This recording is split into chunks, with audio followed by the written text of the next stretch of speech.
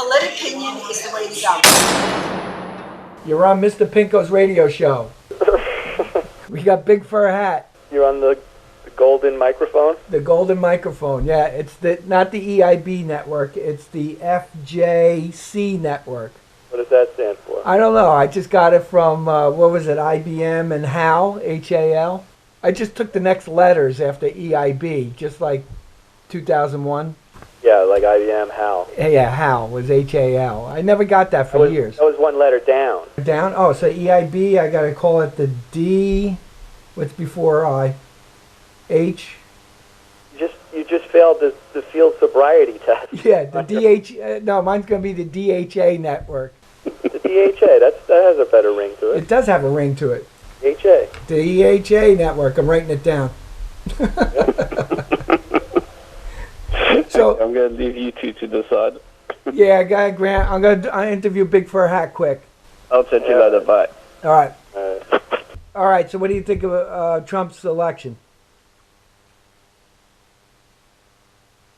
You there? Yeah, I'm just trying to make it awkward for your radio show. You're fucking my show up. You wanted to tank immediately. What do you think about Trump winning? It's horrible. He's the most divisive candidate in the history of the United States. I just had this argument with Ala Pundit on Twitter. He tweeted out a Slate article, and I tweeted to him that in the old days when he tweeted a Slate article, it was ironically, and now he does it earnestly. And I said, there's a little bit of a problem, no?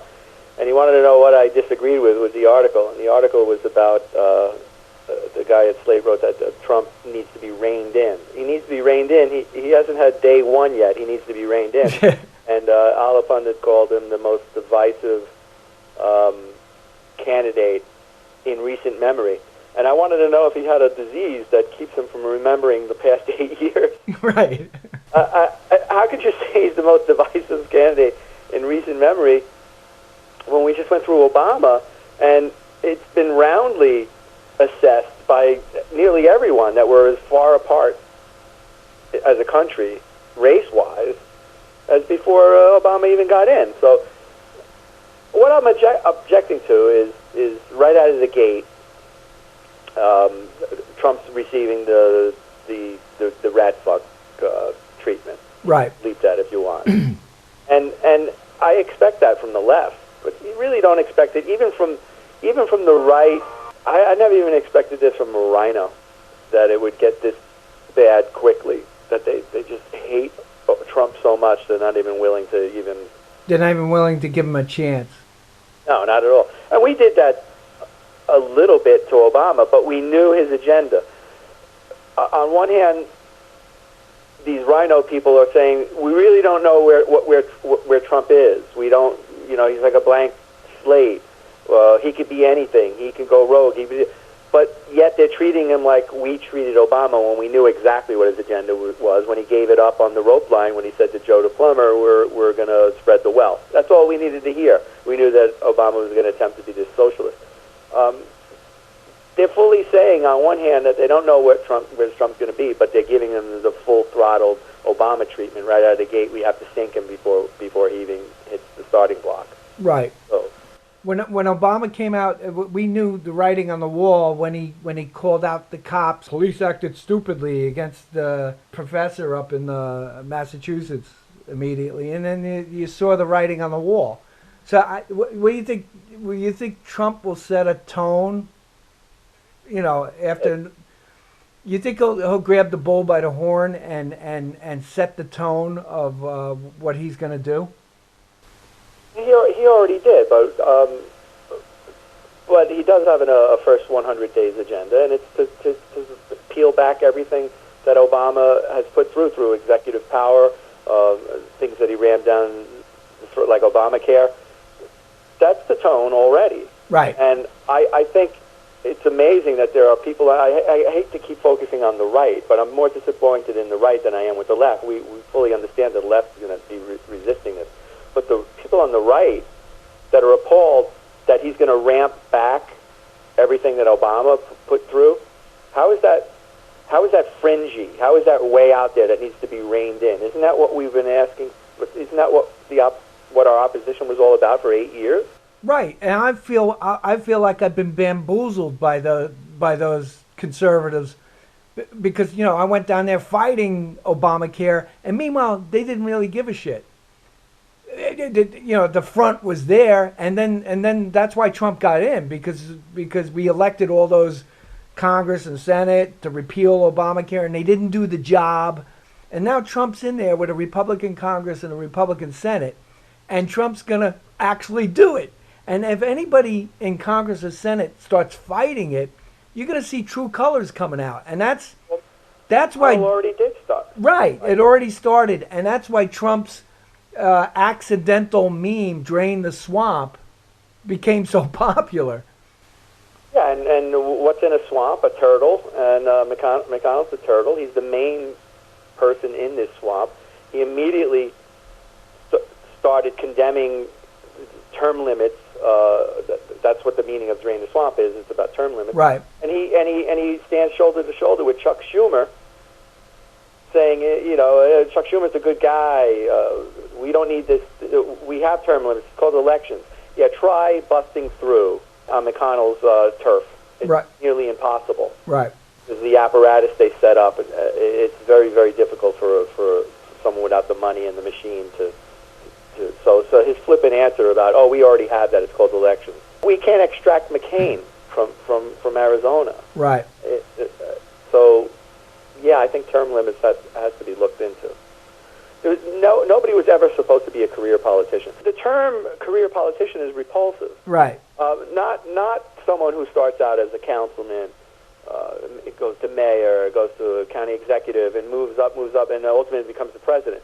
That's not what I consider a career politician. That's someone who moved on and was able to... Aspiring for a bigger role. Yeah, he proves himself in his bigger role. We want those types of things. Not somebody who parks his ass in Congress or the Senate for 2 generations. Right. I think they all fear Trump, and this is the headwind he's going to get, because Trump is the ultimate executive, leader. I think Trump will grab the bull by the horns. I think he's going to... I think what the Slate writer's talking about when he says rein him in, I don't even think they're talking about specific policies. I think what they're talking about is rein him in with his attitude that we can allow someone with an open mind and an open feeling about how he's going to govern. He can be a little unpredictable. Right. But that's our job on the right, to make sure that he stays on the right. Yeah, stay within policies and we stuff have like to rein him in. They're not talking about his policies because the policies haven't been set yet. They just want to rein him in as just an entity. No. We have to pull the power away from this sort of guy who came out of nowhere, wasn't a career politician, didn't put a lot of money into it, and ascended to the presidency. That must be reined in. We need the elite to be leading the people. Rein him in equates to me as make him a puppet. That's how I interpret it. What specific policies are they talking about? He didn't even put any forward. Right. This is the test. I said it months ago. I said if Trump becomes president, it's the test whether the system is truly broken or if the people we have in power are douchebags. Because if Trump is effective and he does the things he promises and is successful at what he promised, that means all the assholes that we've elected in the past were ineffective and they were just jerks and they just wanted a career and they wanted a paycheck and they wanted to just line their own pockets. Yeah, the Bushes symbolize that for me. They can just readily, almost quasi-endorse Hillary. We've seen the letter that Bush the elder wrote for the incoming Bill Clinton, where he's, "I'm rooting for you." I was appalled by that letter and when it was posted, and people pigpiled me on Twitter saying, "Oh, I thought it was sweet." Sweet? I don't know. Sweet is a hey, good luck, buddy, but not I'm rooting for you. Rooting for you sounds like you can't wait for this guy to implement his left-wing policies, and he's going to endorse them. Right. There's something to this uniparty thing, and I don't think Trump fits into the uniparty, and that's the big fear. Well, it's going to be interesting. I think the first 100 days will set the tone, and And we'll see what all this, the never Trumpers, the violence in the streets. You know, I call them the sore losers. We never had that before. A big lefty on Facebook pointed out, see what Trump does? He's causing this. He's not causing, you're causing this. You're the ones having temper tantrums. It's like a little spoiled brat kid and his parents, and the spoiled brat kid is trying to take control. And I think I think everybody knows Trump is not that kind of parent. So I think if it was there was a video of a girl. We posted it, and she's screaming, "Fix this! I want this to be fixed right now, or I'm going to kill myself." And this is what happens when everyone gets a participation trophy. They don't know how to lose. Right.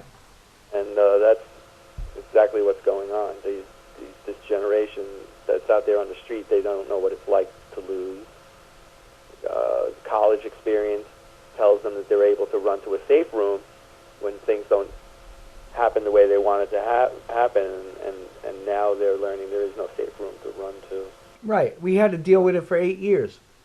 So now it's their turn. Yeah, and people are putting up a lot of videos about people crying, or and it's fun to watch. To an extent, it's fun to watch. But I call it Schadenfreudelistic. well, yeah, and they don't realize that we've been crying for 8 years. Right, and they didn't care. Yeah, and they didn't care. You know, all those people that are crying and everything, I don't think they realize that Trump's going to help them, and they don't even know it. Trump's here to help every American. I hope. I mean, I'm not. I don't know what. I don't mind the mystery of it. It's not that we voted for a pig and a poke. That's not the point. But I truly did feel like we dodged a Hillary bullet, and I'm grateful for Trump for that. Do I got the pom-poms out thinking he's going to be the greatest president ever? I don't know. I really don't know. I mean, I like what he said in his speeches, and I don't see the progressivism in these speeches like that some of these rhinos are saying are there, or never Trumpers are saying they're seeing all this sort of progressivism. I don't see it. I guess their point is maybe he's lying. All right, fine. You could say that he's lying, but don't try to tell me that what I'm listening to is progressivism. Right. But I really honestly don't know.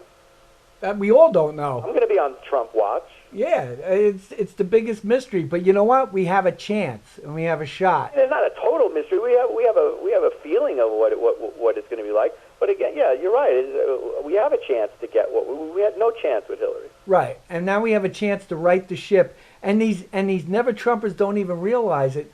That if Trump fixes certain things, then they have a chance for their ultimate conservative to be voted in. With Hillary, that would have never happened ever. We're going to go from Obama and a candidate that was screwed out of the candidacy, Sanders, who was an overt socialist. We were never going to go from that to the perfect conservative, full throttle conservatism, right. Overnight. I don't buy it that Ted Cruz would have beaten Hillary like Trump beat Hillary. We don't know. He could have. Right. But what we do know is Trump did win. In the face of all the adversity that could be thrown at him, he was attacked by every angle conceivable, and still won handily. I guess the mandate here is, we'd rather have you, based on the things you've been saying, than Hillary, and I'm a skeptic. I mean, if I get 20% of what he's saying, I'm ahead of the game. Right. And I get 0% with Hillary. I think the big loser in this whole election, and I love it, is the media. The media is the big loser in this whole thing. Well, I hate to get back to Ala Pundit, with a little go-between we had on Twitter. He maintained that Trump is more divisive than Obama, and he also said something about popularity. He said that Obama was much more popular than... And my rebuttal for that is we're not 48 hours out from an election that showed how horrible polling is, and he's throwing polling at me. I'm supposed to believe that Obama is this popular figure, based on what? Polling that we just saw it could be so incredibly wrong? Wait, based on the media? Yeah. Yeah. Based on polling, based on the media? Where are you getting this fact from, supposedly? I don't know. I go out in public, and everywhere I go, people don't seem to love Obama. But I'm supposed to be told that people like Obama more than Trump. How do I know this? I've been coming across people that love Trump. There are some people that hate him, but for the most part, more people seem to like. And we just had the election where he was elected. Right. So, but the point is, he's trying to cite polling as a rebuttal, and I'm supposed to walk away going, yeah, you're right, after what just happened? Right. Wait, you should have Never said... believe another poll ever again. You should have said, based on what poll? Sabato? Nate Silver? That's another thing. People say they all got it wrong. They all got it wrong. Well, they didn't all get it wrong. The polling that was the most accurate was Trump's internal polling. Right. He was right. They knew. Kellyanne Conway said that they knew 2 weeks out that something was happening. Their numbers were telling them that all these battleground states were well in play. So polling can be done accurately when you're doing it honestly. Right. And the other thing is, Trump also beat the corruption. There's still voter fraud that went on, and he overcame that. I said in previous interviews, Trump was going to win in a landslide. I always said that, and people going, you're out of your mind. You're an idiot. I said, yeah, but you don't know my definition of a landslide. I said, if Trump squeaks by, he won in a landslide. And they go, well, how do you figure that? If he squeaked by, he overcame the voter fraud and the corruption.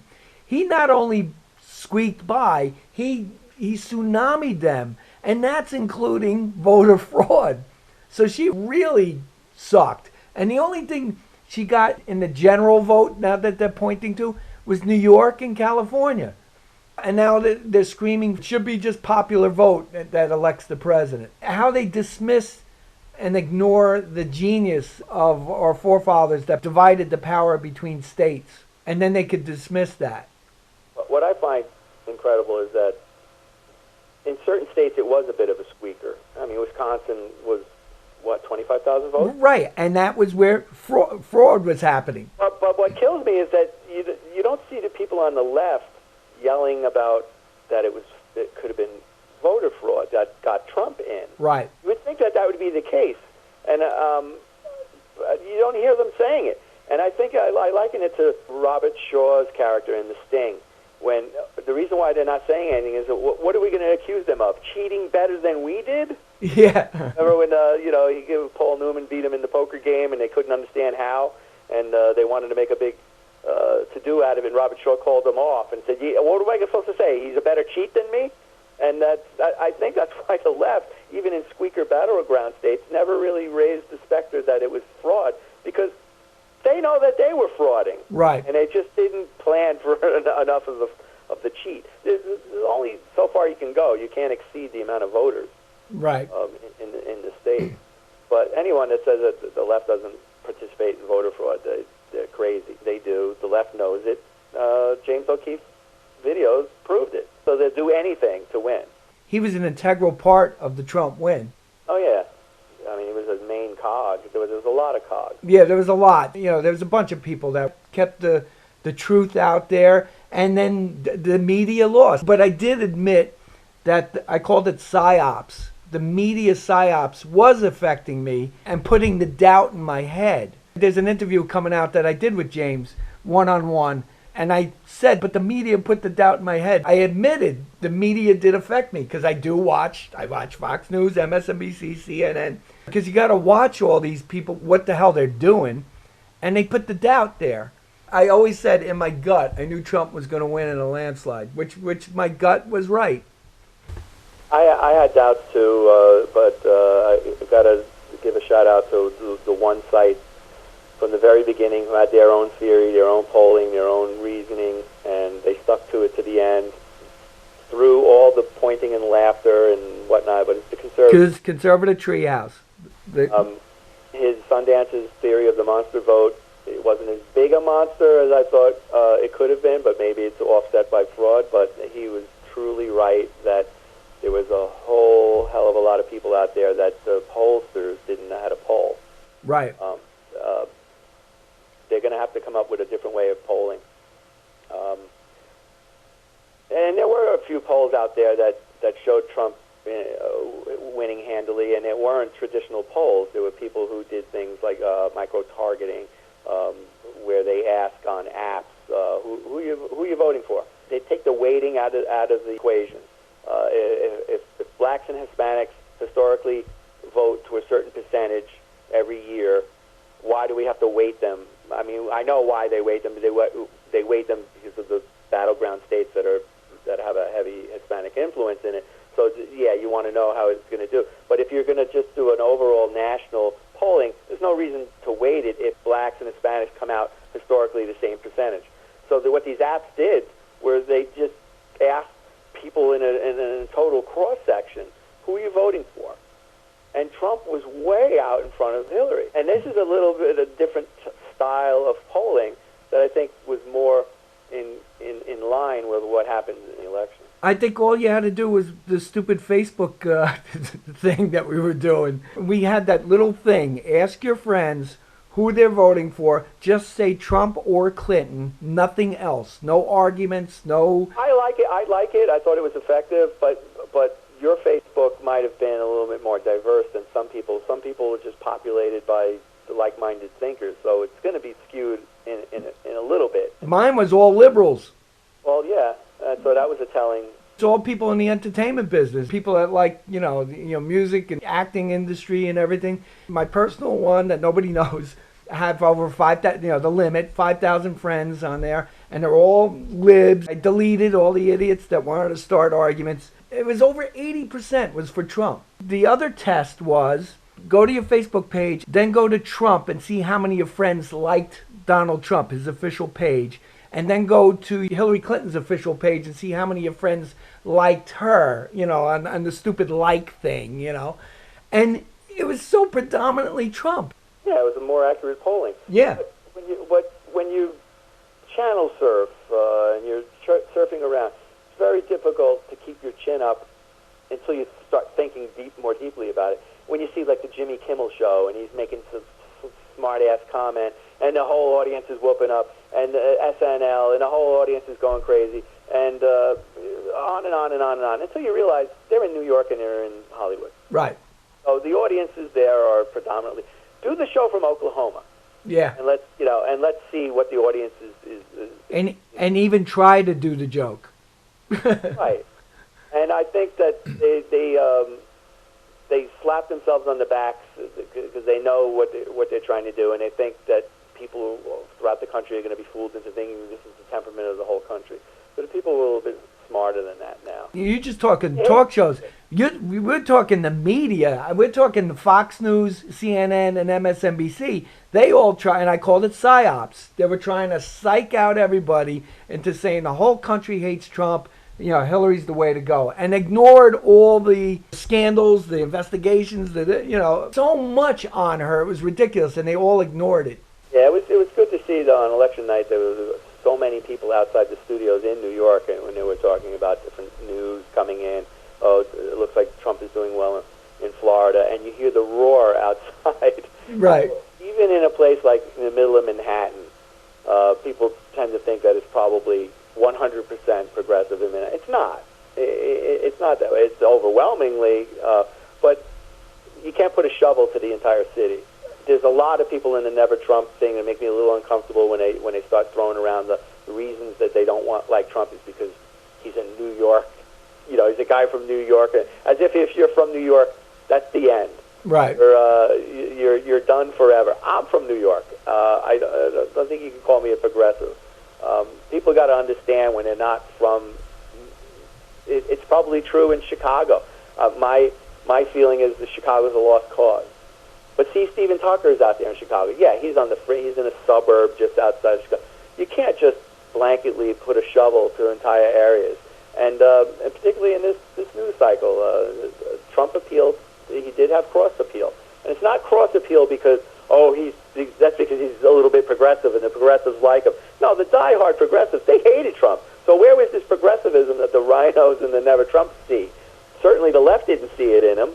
Right. He does have a little bit of crossover appeal because there are people disenfranchised in that middle, whether you're a little middle left, a little middle right, certainly way right, that would disenfranchise.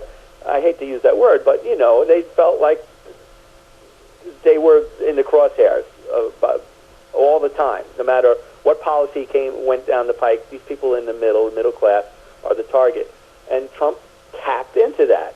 He's talking about Jeb Bush right out of the gate. This guy, when he first started campaigning, he did not have his finger on the pulse of anything. He had his finger on the piano leg. He was just so tone deaf. Right. What was going on in America. And Trump, from the very beginning, now you could cynically say, well, that's just pandering and picking his target and carving it out to become the president, and he's just exploited people. I don't think so. If you go back 30 years, this guy's been talking about the same stuff. You know, there's an Oprah Winfrey interview. He's nearly 30 years old. He's talking about the same stuff. So he didn't just suddenly find some formula in 2016 that was going to propel him to. No, everyone came around to Trump's thinking. Right. You know, and that's what I did. He had the finger on the pulse of what was going on, but that finger's been on that pulse for a long time. People finally caught up to him. Like you said, he was on Oprah Winfrey in the 80s and the 90s or whatever, and saying that or it's a matter of time before this country implodes because of the way we tax and spend. Because of the taxing and the spending. Creditor to a debtor, and it goes on and on and on. And he's been right. It's been getting worse. That's why he, it didn't get any better since he started saying that. Right. And then he got so fed up, he said, all right, I'm going to throw my hat in the ring and really try to fix this thing. And I think... And I will throw a little bone to the Never Trump.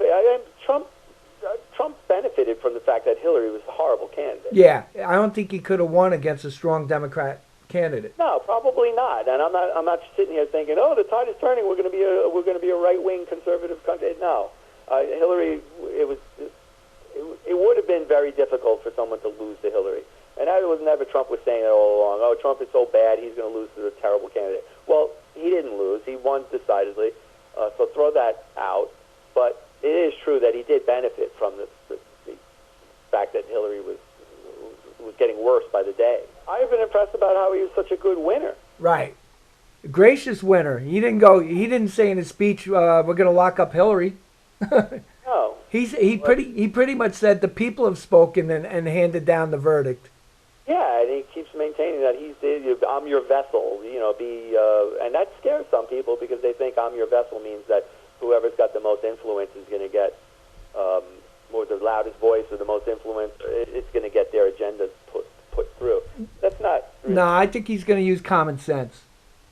Yeah, I mean, he is a populist. I know it has a bad connotation in modern politics, but I think a populist today is going to give us what we want on the right.